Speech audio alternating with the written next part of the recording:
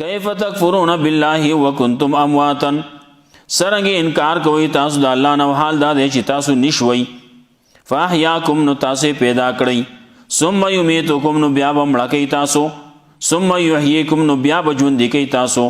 ثم الیه ترجعون نو بیا به الله طرف ته ور وګرځولی شئ هو الذی خلق لکم ما فی الارض جميعا الله هغه ذات دی چې پیدا کړي دا ستاسو دپاره پیدا کړي دي ستاسو دپاره هغه چې په ځمکه کې دي ټول ثم استوى الى السماء نو بیا یې قصد کو طرف د اسمان ته فسواهن 7 سماوات نو برابر جوړ کړلي هو اسمانونه وهو بكل شيء عليم الله دې په هر شي باندې پوها الله رب عزت موږ له قرآن او سنت باندې عمل کول توفیق راکړي